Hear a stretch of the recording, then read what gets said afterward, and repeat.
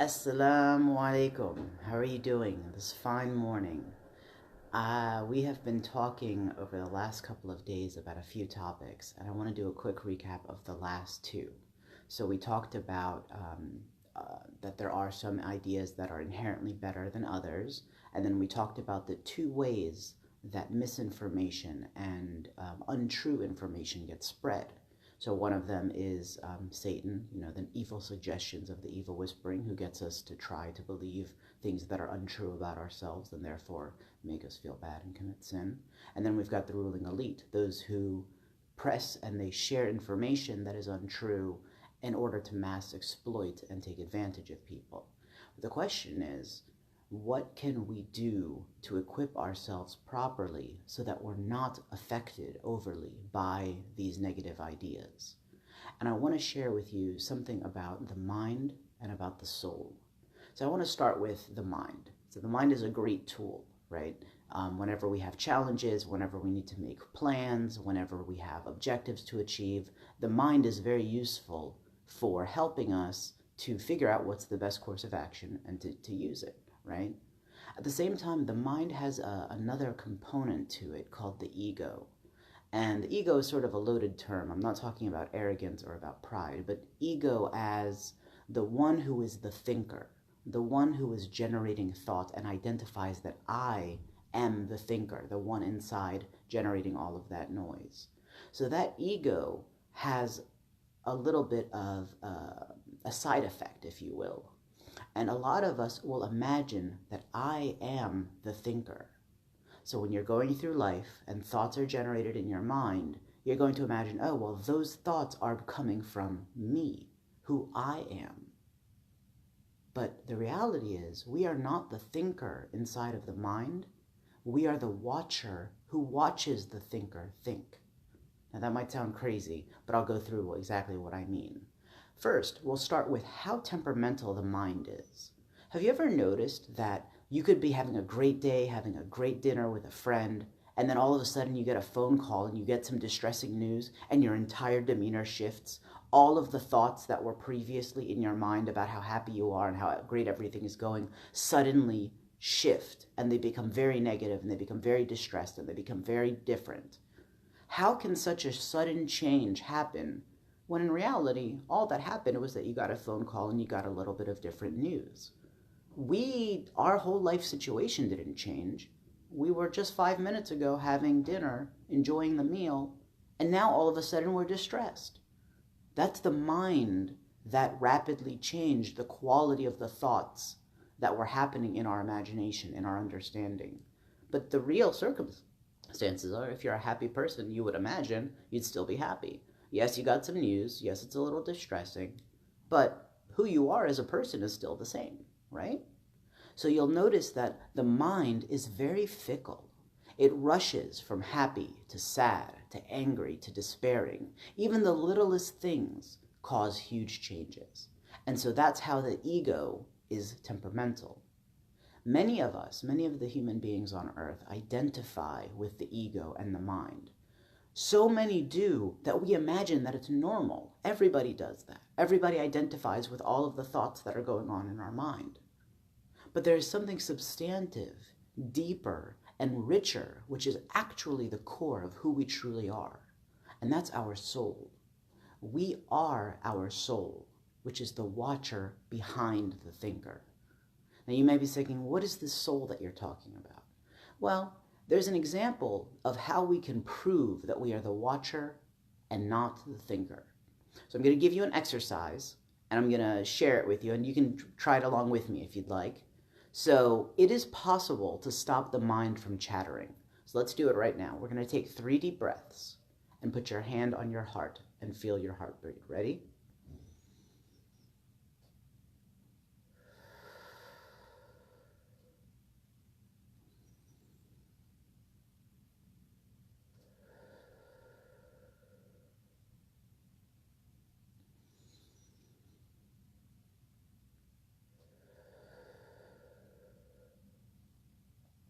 Now, as you slow down and you feel calmer, your mind is going to continue It's going to slow down a little bit, but there's going to be a little gap in between the thoughts that come in when you relax.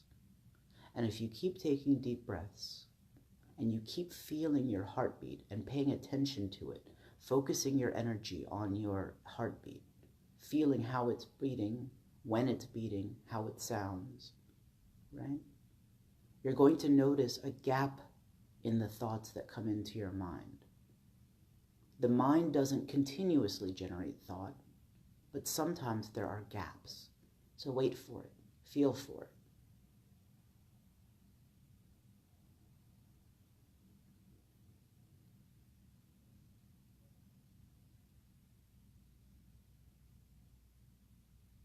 Do you feel the subtle silence? Maybe it's just a second or two.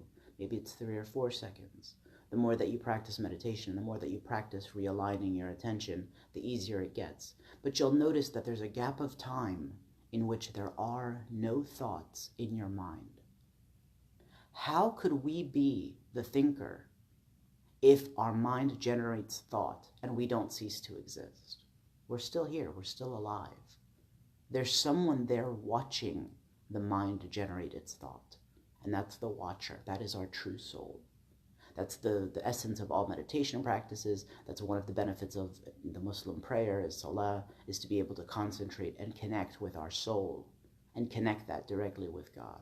There are many different ways of doing it. But the fact of the matter is, we are not the thinker. We do not have to be bombarded by all of the thoughts that come into our mind. And we also don't have to believe them all. There are so many times that we have thoughts that come into our mind and they're just not true, right?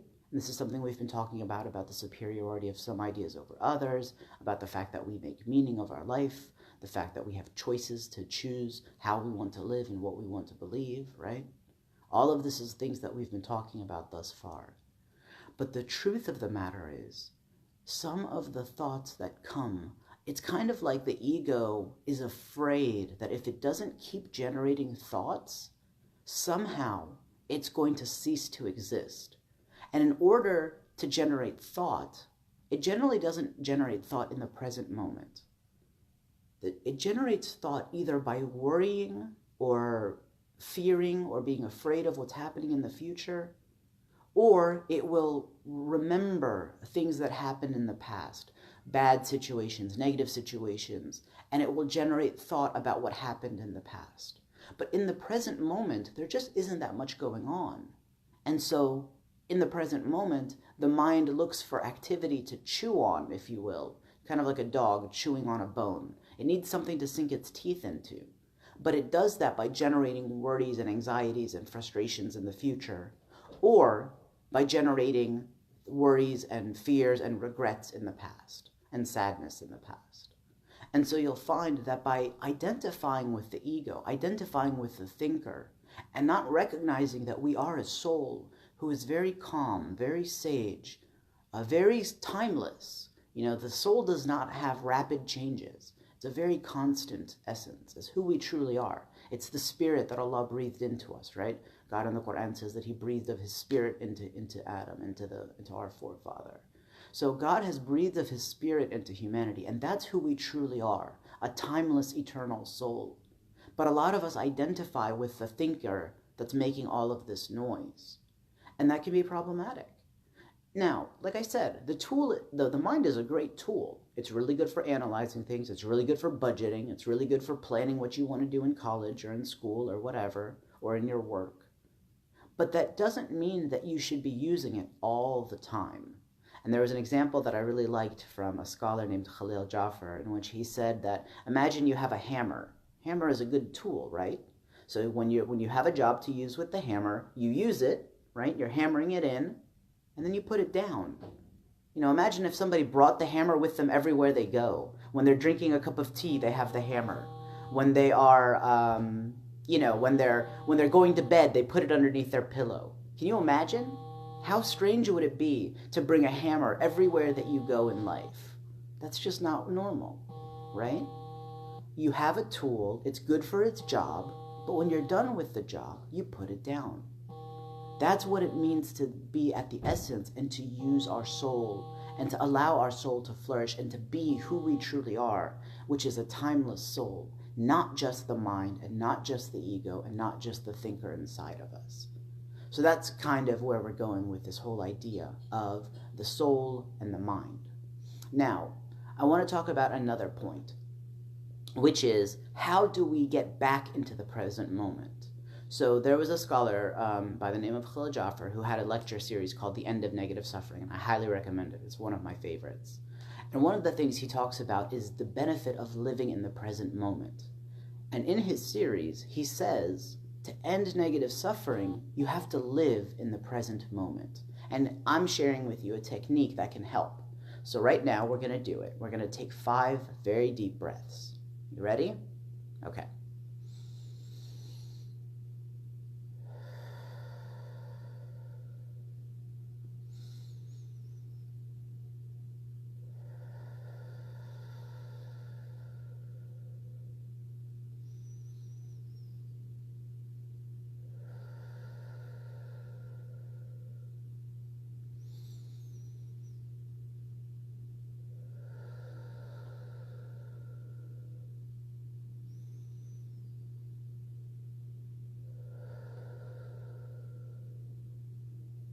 And when you've calmed down, ask yourself, what is wrong with now? And the answer will always be nothing. When you take those deep breaths, you're centering yourself in the present moment, you're paying attention to your heartbeat, you're calm, and there is nothing going on. There is no stress, no anxiety, no frustration, no worry, no pressure about work, no pressure about how much money you've got in the bank. None of that exists in the present moment. Because in the present moment, the mind is silent. The mind is silent. It can only struggle and generate negative suffering, stress, anxiety, frustration in the future or in the past. But in the present moment, as long as we stay centered with our soul, there is no negative suffering. So whenever you can bring yourself back, you can effectively end negative suffering. Now, obviously it takes practice and it takes some time to get used to. But the question is it worth it? And I think that it is a valuable experience just to experience it. Now, there's one more point that I wanted to talk about today, which is called the 4 inclinations. So most of us know about the physical body's survival mechanism, right? It's called fight or flight. When there's a threat out there and you see a lion coming at you or a bear or whatever, you're either going to get ready and fight it, or you're going to get scared and run away from it, right? That's how the body survives, the physical body. That's its survival mechanism. But there's another survival mechanism, and that's called the 4 inclinations, and that is the soul, or rather the ego and the identity's survival mechanism. Whenever our ego or our identity is threatened, or vulnerable, or seems like it's less than, or is being attacked, or whenever we don't feel secure in who we are, in our identity, or if we feel like we're not good enough, or those kinds of things, our identity is insecure, in those cases, the 4 inclinations become much stronger. So first I want to tell you what they are, right? So the 4 inclinations are, number 1, to look good and make others look bad. Number 2, to be right and make other people wrong. Number 3, to dominate others and not be dominated. And number 4, to validate the self and invalidate the other. These are 4 inclinations that all human beings of all races, genders, countries of origin, all people have. It's built into our nafs. It's built into our ego, right? It's built in. There's no way to avoid it. And it has a very valuable purpose, right? The whole idea of the 4 inclinations is to make sure that we're not taken advantage of and that other people in the world don't dominate us. But sometimes we take those natural 4 inclinations and push them too far. Again, like the idea of the ego and the mind, the mind is a great tool, but you don't want to use it too much. You don't go around sleeping with a hammer, right? In the same way, the 4 inclinations serve a purpose for protecting us. That's its job. That's why God infused it into our spirit. But if we go too far and we use those 4 inclinations, or rather give into those inclinations, or worse, we're not even aware of the inclinations and we're acting on this operation anyway, it can be very devastating. So I want to give a couple of examples. So think about number one, in a classroom, right? So there's some kid at the front of the class or the back of the class or whatever, and the teacher asks a question, and the little boy or girl raises their hand and says, "Oh, I know, 2 plus," so the teacher asks, "What's 2 plus 2?" And the student says, "Oh, I know, it's 5."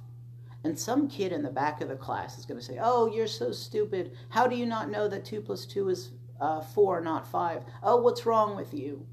Now, why would a student, and I'm sure you've all had that kind of an experience where somebody makes a mistake, and this could be in childhood, this could be as an adult, somebody makes a mistake or says something incorrect, and other people will laugh at them. Why would they laugh? What's the benefit? What does it do for the person making the joke or laughing at the other person? Well, it makes them look good, it makes the other person look bad. It helps them dominate the other person who made the mistake and not be dominated. It helps them to validate their own self because they knew the answer and the other person didn't, so they're invalidating the other. And it makes them look right and make the other person look wrong. Those are exactly the 4 inclinations in action. And there are all sorts of situations where when you've heard of these inclinations, you can go through life and look around and notice people giving into them. It happens so much because a lot of us aren't even aware of it. A lot of us have never even heard of this concept. Right? Another example is a school bully or even a physical bully, right? Even outside of school. Physical bullies, they feel insecure about themselves, so in order to validate themselves, they are physically violent and physically intimidating. The whole MAGA crew and all of these other things that are going on around the country, white supremacy and nationalism and all of these things that are happening. Why is my country better than your country? We're all human beings. Just because I was born in one place and not in another, does that make me a less or worse or lesser human being? Of course not. We're all human, right? But people use these things as a way to exploit and to bully other people. So I want to give a final example about how many religious people behave, both Muslim and non-Muslim. So this is sort of across the board. And I want to start this by talking about the fact that an increase in religiosity in connection with God should lead us to more kindness and gentleness with humanity, not condemnation and hatred. Okay, so I want to start with that as a fundamental point. God loves his creation. People who are becoming more religious should be more loving towards his creation, right? But if people's increase in religiosity and if somebody is increasing in religiosity and becoming meaner to other people, that means that they're not really worshiping God. They're worshiping their own egos. And again, they're using the 4 inclinations to dominate others, not to serve God and not to serve humanity. So this is one of the telltale signs. When somebody is truly getting closer connected to God, they should be ideally, ostensibly, they should be getting closer to his creation and kinder. But if you notice people increasing in religiosity, then they're probably not really getting connected to God. They're worshiping their own selves, their own ego, and they're feeling comfortable, and then they're feeding those 4 inclinations. So these are some of the concepts of the identity, the mind, and the soul, and how these interplay. So this might be a little abstract, but it's actually really fun when you explore it and when you get into the depths of it. And as you realize these tools, you can use them to help you navigate life and avoid stress, avoid depression, avoid negative thinking that is infused by the chattering of the mind. And the mind is always looking for something to chatter on. And the reason that it's doing it is, again, either because of the 4 inclinations to dominate and not be dominated, etc., or it's because it wants to have something to chew on. So it makes problems, even though the mind was given as a gift to us to solve problems. But again, at the end of the day, if you've got a really good tool, like a hammer, once you're done with the hammer, ideally you should put it down. And this, actually many of the conscious and mindful practices, both in Islam and in other traditions, they're there in a way to help you disconnect from the mind and from the ego that is so chatty. It's so, it's always generating noise, right? It's to disconnect from that and center yourself on who you truly are, which is a soul given life by God. So that's basically what I've got for today. And inshallah, we'll talk again another time. And I guess that's where we'll leave off for today. So I hope that you've enjoyed today's talk, and talk to you soon. Assalamu alaikum. Peace be with you.